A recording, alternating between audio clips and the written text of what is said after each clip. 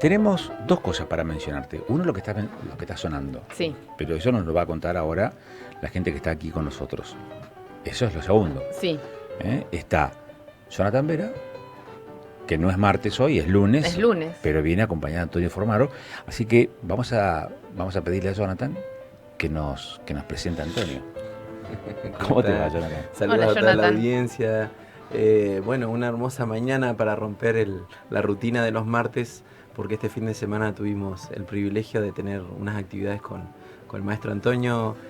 Viernes charla en Casa 3, que estuvo buenísima, una charla de más de 3 horas, súper interesante sobre historia de la música y con ejemplos musicales, café, pizza de por medio ahí, una cosa muy linda que se dio. Sábado clases y una charla entre profesionales que fue muy enriquecedora. Y ayer un gran concierto explicado, que no es menor decirlo porque la gente se fue muy contenta por entender un poco mejor qué era lo que estaba escuchando. Y todo eso de la mano de Antonio, que llegó el viernes de Buenos Aires y hoy, previo paseos por los alrededores más lindos de Neuquén, vuelve a su lugar. Antonio, un gusto tenerte aquí con nosotros, ¿eh? Hola Agustín, hola a toda la audiencia, ¿cómo están?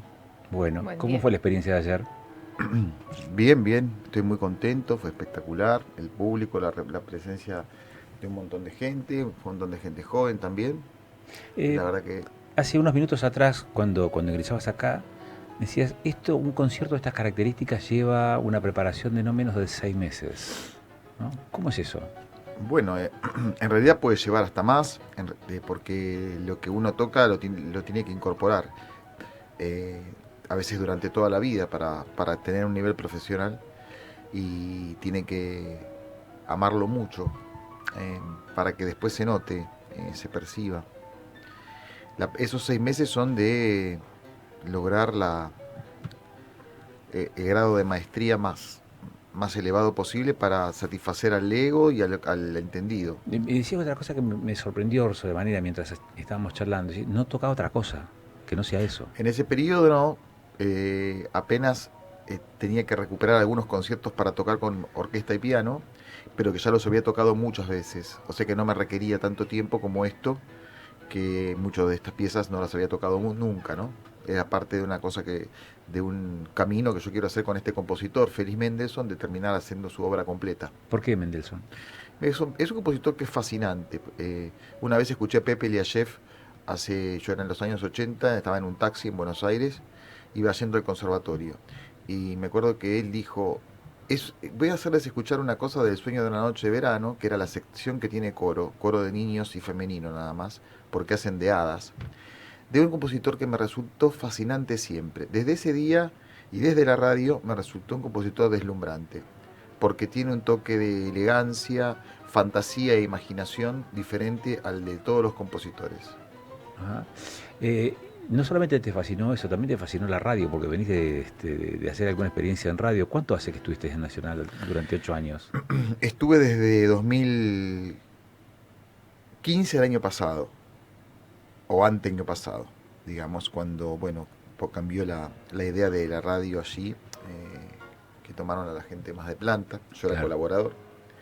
Y bueno, hice un programa de contenido de piano que se llamaba En Blanco y Negro, y recorría tanto la historia de los instrumentos del piano, de los compositores, como la de los pianistas argentinos en general, que los invitaba, les hacía entrevistas también. ¿Qué idea tenés respecto de la radio, la música de cámara y las apetencias de los públicos, los gustos de los públicos? ¿En qué manera eh, colabora, contribuye la radio también a encontrarle ese sabor, ese gusto por la música de cámara? Eh, en la En la radio hay un público totalmente distinto al concierto. Es un público, por un lado, de gente adulta, adultos mayores que pronto les cuesta, sin duda, acercarse. Y después de un montón de gente que hace trabajos que les impiden ir a un concierto, desde un taxi hasta una- un negocio, eh, en fin, de todo tipo. Melómanos que de pronto no tienen los medios locomotivos o tan lejos. Y también gente joven que seguía el programa, porque yo hacía un programa más bien didáctico y y con mucha explicación detallada de cada detalle sonoro. Así que sí, me abrió las puertas a mí, a un público que no tenía desde otros medios. Y por otro lado, la música clásica en este momento necesita ser un poco explicada porque estamos ya mucho tiempo de su producción y su significado y significante está lejos de nosotros, no solamente de, por una cuestión de que no se toca todo el tiempo y no nació para eso, sino también porque es lejos en el tiempo, aunque sin duda su significado es universal. Es como pasa con las grandes obras de la pintura o de la escultura del pasado, que uno sabe y entiende que tienen un valor maravilloso, como el David de Miguel Ángel o la pirámide de Egipto, pero necesita ser explicada, necesita ser comprendida, de sacar su hermenéutica, sacar a la luz un poco de lo que puede tener de simbolismo más allá de la belleza que nadie niega. Está bien. Antonio, Jonathan cuando presentaba recién decía, fue un concierto además donde hubo explicación, donde se pudo, y es abonando esto que acabas de mencionar. ¿Qué cosas, qué aspectos de la vida de Mendelssohn resultan necesario explicar o que fueron referidos en ese concierto de ayer? Su época es la época que va desde la caída de Napoleón hasta el comienzo más o menos de la Unión de Alemania, que fue alemán. Es una época donde en realidad Alemania eso es lo primero, lo socioeconómico y cultural de una nación, que además no lo pude hacer porque hablé de aspectos en el concierto que eran un poco más tendientes a la música, pero la pregunta profundamente tiene que ubicar al compositor en su época.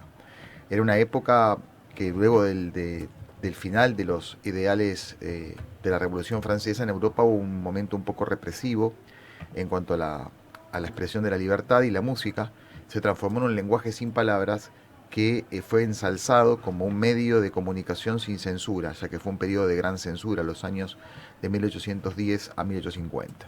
Entonces los compositores de ese momento, como Schubert, Schumann, Mendelssohn, y en otros países Chopin o Liszt, tuvieron dificultades para hacer música con textos que tuvieran ideales, así que se concentraron en la música instrumental como un lenguaje del alma. Y esta música se hacía en salones de todo tipo. El piano es un instrumento que creció mucho, era un instrumento barato en comparación a otros como el violín en esa época, que además se podían mantener. De allí que Mendelssohn en su vida, tuvo una vida contraria a esto, sino que porque él tuvo una vida de una familia muy acomodada en lo económico, y luego devolvió a la sociedad todo eso con la creación del primer conservatorio de Alemania, que existe aún, el Conservatorio de Leipzig, y tuvo como una misión con la música de resucitar la obra de Juan Sebastián Bach, que era muy anterior. Así que fue un hombre con una gran misión, pero en cuanto a lo subjetivo era un hombre muy relacionado, muy joven, siempre vivió 38 años nada más, relacionado con los mundos de la pintura, que le gustaba mucho, también de la literatura fantástica que nacía en esa época, le llamaba mucho la atención, y la expresión evocativa a través de la música de paisajes muy claros y sentimientos claramente expresados de una forma más directa. Y por otro lado tuvo una vida que fue de un gran viajero que se dejó impresionar por los paisajes que veía y plasmarlos en música, y tuvo un recibimiento mucho más cálido en su obra en Inglaterra que en otros países, lo cual no es habitual, ya que en Inglaterra, siendo una isla, y en esa época el país que se perfilaba como el más poderoso del mundo, con la reina Victoria, lo potenció a que, por ejemplo, su marcha nupcial se siga tocando en todas las iglesias o ceremonias religiosas todos los días del año, porque la reina Victoria la eligió para el casamiento de una hija, además de que es muy linda. Mendelssohn tiene un montón de detalles, de que tenía familia con un abuelo que había sido un gran filósofo, una hermana mayor que había sido su maestra de música, tan talentosa quizás como él, y también los prejuicios y orgullos de una familia que, distinto a otros autores previos a él, se había transformado en una familia rica en Alemania, así que tuvo que también luchar contra los prejuicios que eso genera para ser músico, que por lo menos generaba en esa época. Me llamó la atención un detalle de todo lo que, entre otras cosas, ¿no? Uno desconoce, ¿no? Pero esto que decías, un piano era más barato que un violín. En esa época sí. porque el piano, el violín primero era muy caro para aprender. El violín tiene un momento de estudio que es lento, donde no podés tocar. El piano de golpe se puede tocar. Luego suena solo porque está afinado y con pocos herramientas ya uno empieza los rudimentos del instrumento y escucha una música. Con lo cual era el piano el instrumento de la familia, el instrumento donde las mujeres que buscaban marido era un requerimiento tocar piano y se popularizó. Después, en el grado de maestro virtuoso, el piano es tan o más difícil que el violín, en mi opinión. Llega a un estado de virtuosismo, de la coordinación de manos y expresión casi orquestal, que lo supera. Pero en cuanto al rudimento, es como la guitarra, es bastante simple de empezar a tocar. Entonces eso le dio una inmensa popularidad, además que no requiere tanto mantenimiento y la afinación aguanta mucho.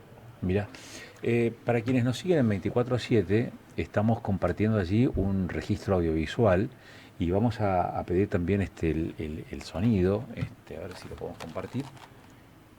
Fíjate, decime si lo suena.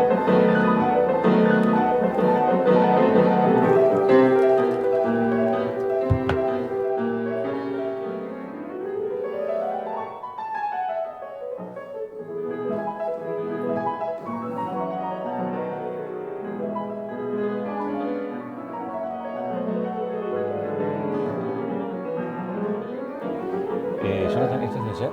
Esto es de ayer, sí. Fue espectacular. Realmente, yo le decía a Antonio, al margen de que con el tiempo vamos armando un vínculo más cercano, ¿no? Porque hablamos mucho de música siempre que él viene o por mensajes. Excede, digamos, lo del concierto, pero yendo puntualmente a lo del concierto, tuvo un elemento muy interesante, no solamente en su especificidad para este repertorio, sino él se tomó el tiempo de explicarle a la gente muchas cosas que de otra manera no tiene manera de saber. Entonces fue un concierto tal cual lo habíamos publicitado, un concierto para todo público, no solo porque la música es muy fácil de apropiarse de esas emociones universales un poco que tiene, o de esas descripciones de paisajes que él explicó muy bien, sino que se hizo más fácil de escuchar y mucho más interesante a la curiosidad de las personas esto de saber qué esperar, qué buscar, cómo Mendelssohn reflejó determinadas cosas que Antonio fue contando. Entonces fue un concierto quizás un poco más largo de lo normal, pero que la plataforma de haber tenido una explicación previa de cada cosa prácticamente lo hizo mucho más profundo en la comprensión, en la apropiación de la música. Y eso es algo que no siempre se da, y la música de cámara y los ambientes quizás más pequeños, para 50, 100 personas, te lo permiten, así que estuvo muy bueno. Les cuento algo que pasó hace unos minutos atrás. Le pregunto, ¿cuándo vas a volver? Y dice, ya. Dice, no, digo, no cuándo vas a regresar, sino cuándo vas a volver a Neuquén. No, ya volvería a Neuquén. Claro. Sí, me encanta. ¿Y qué, Antonio, qué está proyectado? ¿Qué tenés en mente como la continuidad? Yo no sé si mantener, digamos, este proyecto, este tipo de conciertos un tiempo más, o empezar a trabajar quizás en la preparación de otro tipo de concierto. ¿Qué estás pensando? Yo el año que viene, ahora me voy a tomar unos meses, supongo, de cierto descanso, y después arranco en mayo, que me voy a viajar a Europa por un mes a tocar en Francia y en Berlín.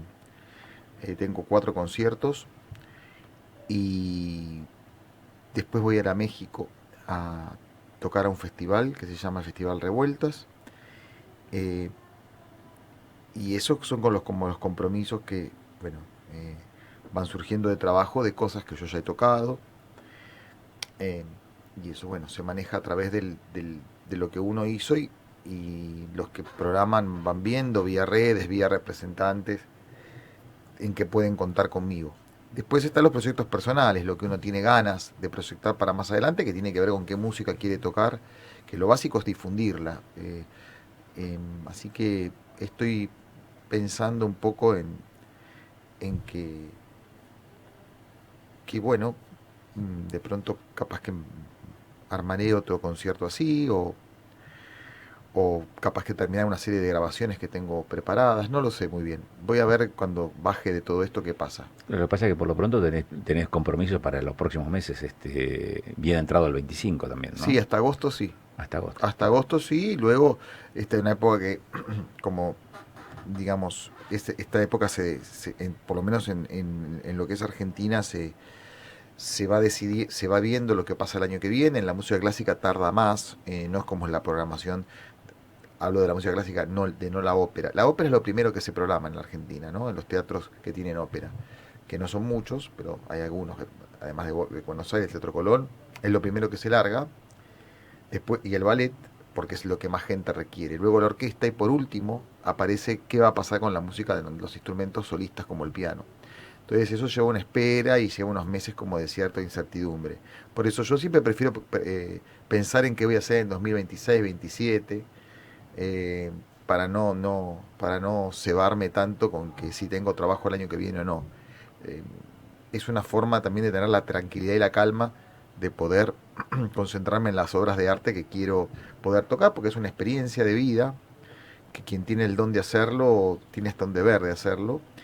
Y sí, estoy pensando en algunas cosas, pero la ambición de lo difícil que es la memoria, buscar una perfección de estilo, ser lo más fiel a esa música, porque el público, aunque no sea un público culto, que sea un público más lego o que jamás escucha música clásica, siempre detecta en el artista el grado de entrega que puede tener, o el grado de indiferencia o de hacerlo de taquito. Entonces, si uno lo hace así con una cierta, bueno, estoy tocando, no sé, me fui a tocar un concierto, no sé, a General Alvear o a Zapala, no estudio nada, toco más o menos lo que me sale, hasta el público menos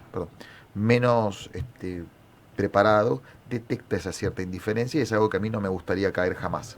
Entonces, bueno, requiere un tiempo de que cada compositor de estos que vivieron hace tanto tiempo y sin nada de marketing sobreviven al prueba de historia, tenerles un respeto y hacerlo lo mejor que se pueda, como si uno hiciera una muestra de museo de obras de Rembrandt, de Van Gogh, mostrarlo lo mejor posible. Antonio, gracias por venir. Muchas gracias. Gracias por visitar la región, por la generosidad también de la jornada del viernes, la del sábado y este concierto del domingo en la Biblioteca Alberdi. Y a vos, Jonathan, por traerlo. No, un placer. Yo estoy muy agradecido a Jonathan.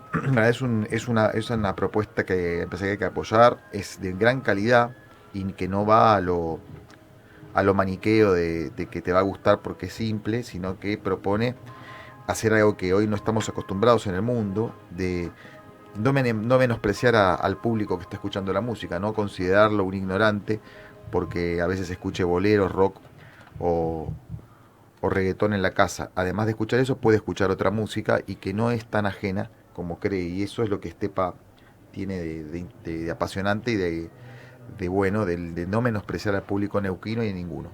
Gracias Muchas nuevamente, Antonio.